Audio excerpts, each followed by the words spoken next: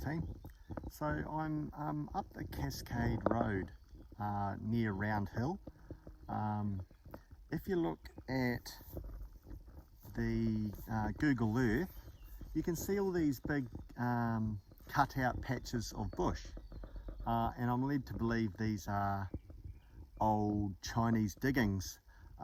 Pretty impressive to see how accurate they've been laid out, and shortly I'll show you around the Round Hill historic diggings, so it's probably worthwhile having a look. But this is, if you look behind me, these are all these big patches that are cut out.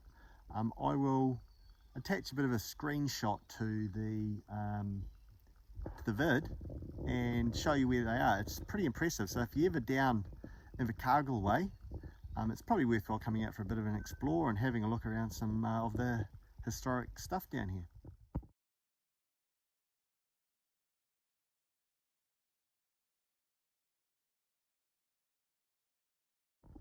I should also mention there's a trail that kind of follows the water race from Cascade Road all the way around to Round Hill. So I'm about to drive there. It's about a half-hour drive, so it's probably a good half-day walk, I would suspect. And it just follows where they obviously used to push the water around. So yeah, pretty cool bit of history here. Haven't found any old real workings or anything apart from these big open areas. Haven't found any little relics or bits of old machinery or anything. Yeah, but it's still a pretty cool little spot.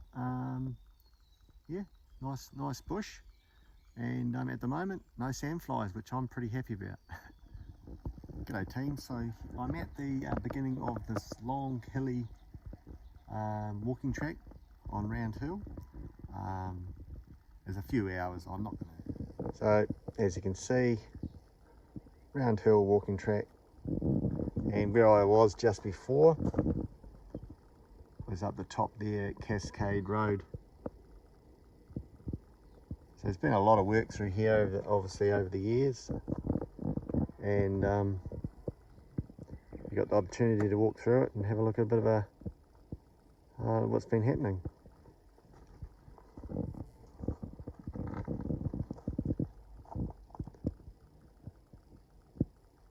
And the huts they stayed in around 1900. You're looking at about 2-hour walk, 45 minutes to McCullum's tramline cuttings. So see how I go. I might walk up to there. Oh, so there's a bit more about the history, and I'd imagine as I go through there'll be lots of other signage and stuff, so I'll stop here and there if there's anything interesting, or some more signs. So there's lots of obvious diggings. I've pushed little tunnels in here and there, and I'd say this whole area has been dug out over the years. So for instance, behind me here, I headed in, and then up opposite that's like a big hill there, and I'd say they have washed that all away or dug it out, trying to find the good stuff, and I suppose get down to bedrock. So yeah, oh, here we go, another little sign. Yep, they really moved some ground. So just like I said, serious gold miners, they were tunnelling and sluicing. The picture's not very good now. It looks better on the camera, but you can kind of see where they were working. That's a water jet washing at the bank behind me up here. Obviously they had long toms and sluices set up to get as much as they possibly could.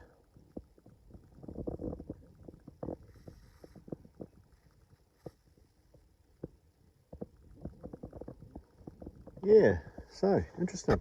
Obviously plunged a bit of a pit to see what was down there, and yeah, I wonder if they got much gold. You've got Chong's Race, which is kind of just through here, and They obviously use these to transport their water. Very industrious engineers, skilled at what they did. Be interesting to see what the train looked like when they were in full swing. I imagine there would be no trees. So I've got Port's water race behind me. A lot more picturesque in some respects than the west coast, where they've got just great big piles of rocks, although there's something to be said about a nice pile of cobbles on the side of a river or up a bank. So but anyway, I'll head down here for a little bit and see where we come to. Water pipes for miles. So must be at the reservoir, and they piped right through down to the State Highway 99, which I think we're parked up here somewhere. So all the way down, pretty impressive.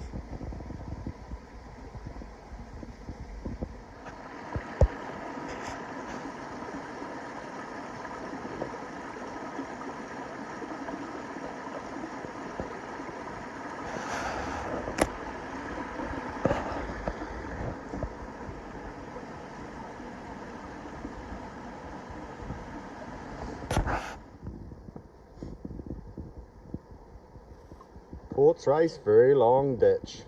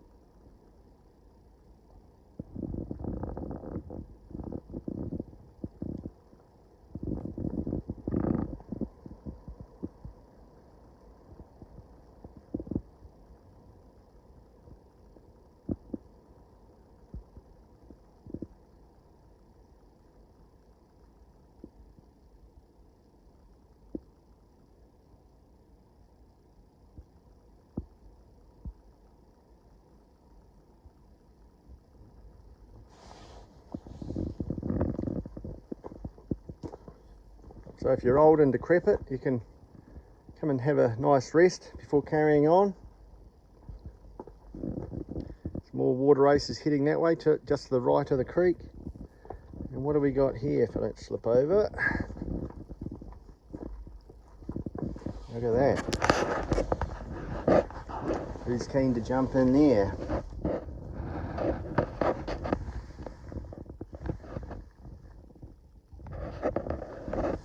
Big effort. So those sections of tunnels, they came in and out, and you can just see it there. It comes out into another shaft, open shaft. Only a matter of 4 or 5 meters. That's the shaft, and that goes straight into that tunnel, and there's the first one. So I'd imagine these carry on just down there to make sure that they had, here's another one, plenty of light and easy access to removing material, checking heights, etc. Okay, so that's pretty much it. Not a lot else to see. If you guys like seeing these little videos like this, leave a comment. And if you made it all the way through to the end, you might as well subscribe. Yeah, give me a big thumbs up. Let me know it's worthwhile doing these. I'll, as I travel around, I'll see what else I can find and maybe do some little other ones. Anyway, that's been this edition of Exploring with Ned on Rock Adventures.